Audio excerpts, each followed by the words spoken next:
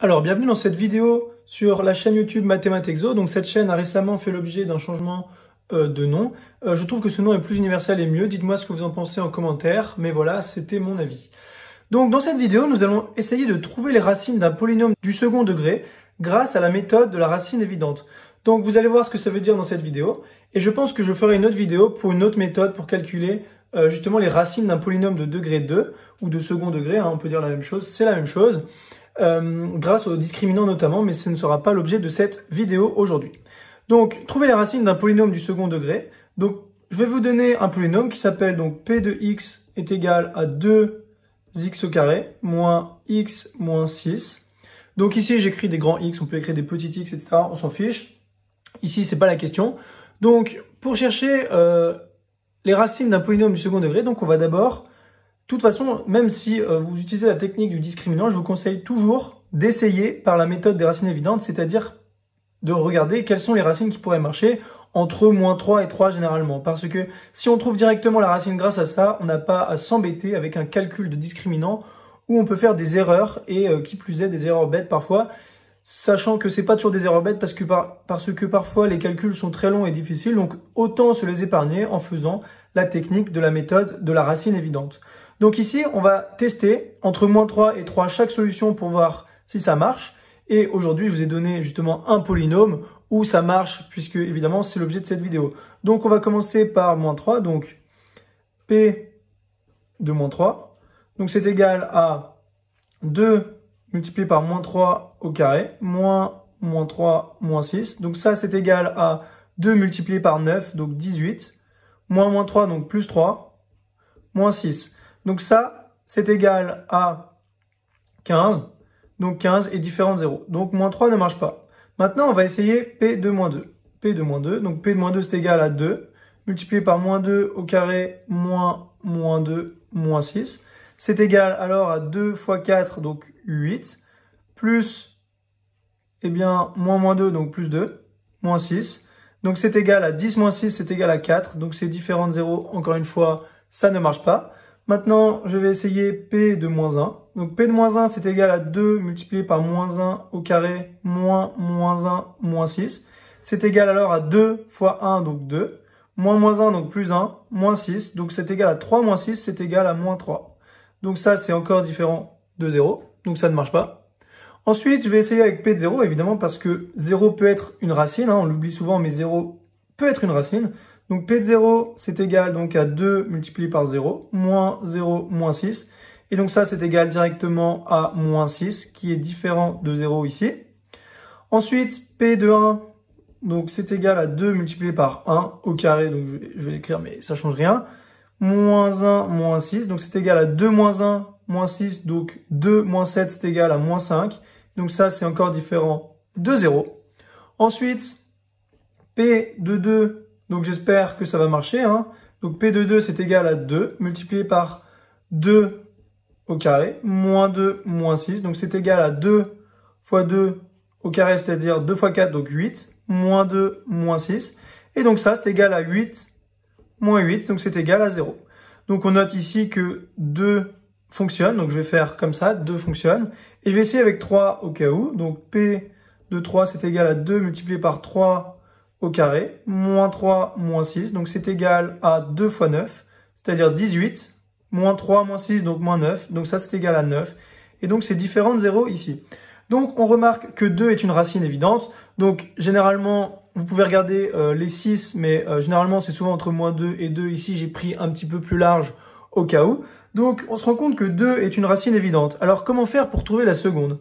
Alors, pour trouver la seconde racine évidente,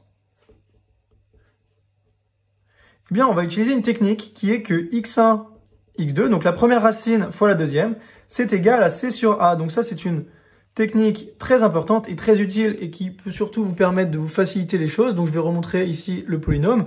Donc en utilisant cette technique, on va directement trouver x2, sachant que x1 est égal à 2 puisque c'est une racine évidente que l'on vient de trouver. Donc x2, c'est ce qu'on va chercher. Et on sait que C sur A, donc c'est égal à moins 6 divisé par 2. Donc moins 6 sur 2, c'est égal à moins 3. Donc, ce qui signifie que x1, x2 est égal à moins 3, ou encore, puisque x1 égale 2, donc ça fait 2x2 est égal à moins 3, et donc x2, c'est égal à moins 3 demi. Donc, je vais encadrer ici le résultat. Ça veut dire que la deuxième racine est égale à moins 3 demi. Donc, pour que vous en ayez le cœur net, je vais calculer P de moins 3 demi. Comme ça, vous allez voir. Donc, P de moins 3 demi. Donc, c'est égal à 2 multiplié par moins 3 demi au carré, moins 3 demi, moins 6. Donc, cela est égal, donc P de moins 3 demi, à 2. Multiplié donc par moins 3 au carré, donc ça fait 9 sur 4, moins 3 demi, donc ça fait plus 3 demi. Et je vais mettre sur 2 ici, donc ça fait moins 12 sur 2. Et donc P de moins 3 demi, c'est égal donc à 2 fois 9, 18. 18 sur 4, c'est égal à 9 demi. Plus 3 demi, moins 12 demi ici. Et donc ça, on remarque que ça fait 12 demi, moins 12 demi. Et donc c'est égal à 0. Donc moins 3 demi, eh bien une racine de P de X, donc on a S, donc la solution est égale à moins 3 demi, 2. Donc ça, c'est les deux racines et on les met toujours dans l'ordre croissant. Donc voilà pour ce premier exemple et on va en faire un deuxième pour que vous compreniez bien. Donc pour le deuxième exemple, je vais faire un autre polynôme également et on va trouver une racine évidente qui marchera. Donc P de X est égal à X au carré moins 4X plus 3. Donc, on va essayer avec P de moins 3, comme tout à l'heure. Donc, P de moins 3, c'est égal à moins 3 au carré, moins 4 multiplié par moins 3, plus 3, c'est égal donc à 9. Moins par moins, ça fait plus, donc plus 12 plus 3. Donc, ça, c'est égal à 15 plus 9, donc 24. Donc, ça, c'est différent de 0.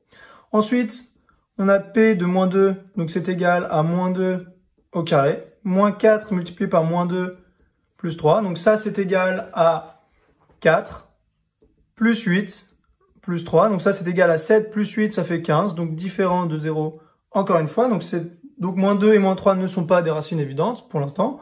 Ensuite, on a P de moins 1 qui est égal donc à moins 1 au carré. Moins 4 multiplié par moins 1 plus 3.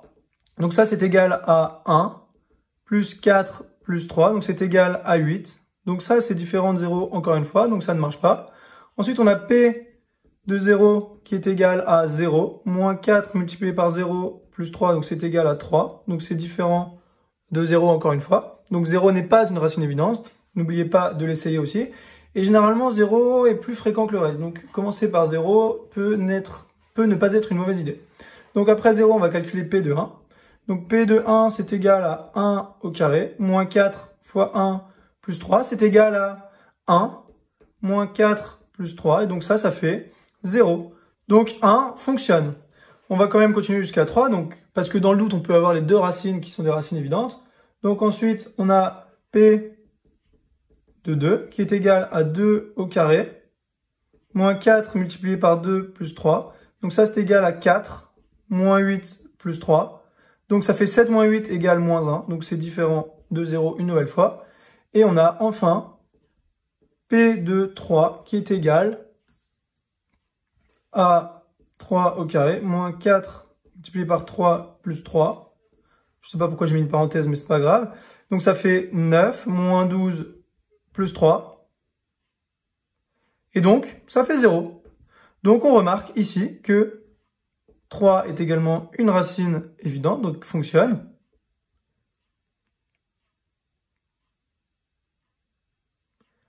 Donc ici, on n'a pas besoin de calculer x1, x2, mais on peut quand même le faire. Donc si x1 est égal à 1, eh bien on va essayer de vérifier grâce à la technique. Donc x1 égale 1. Alors x1, x2 égale c sur a, c'est-à-dire c sur a, ça fait 3 sur 1, donc 3.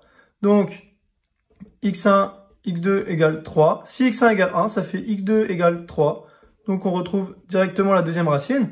Et si on commence par x2 égale 3, est-ce qu'on va bien trouver x1 égale 1? Eh bien, on a x1, x2 est égal, encore une fois, à 3. Or, si x2 égale 3, ça veut dire qu'on a 3x1 égale 3. Et donc, x1 égale 3 sur 3, c'est-à-dire x1 égale 1. Donc ici, on a bien trouvé les racines évidentes du polynôme et on n'a pas eu besoin de vérifier avec la technique pour trouver le deuxième. la deuxième racine, pardon, même si ça peut se faire. Et c'est très pratique et très facile. Donc je vous conseille vraiment de commencer par faire ça quand vous cherchez des racines. Donc voilà pour cet exercice et il y aura sûrement une suite sur l'étude du discriminant. Donc n'hésitez pas à lâcher un like et à vous abonner et éventuellement partager à vos proches. Donc cela pourrait aider la chaîne à grandir et m'inciter à publier d'autres vidéos qui pourraient vous aider ou aider d'autres personnes. Donc voilà, merci beaucoup.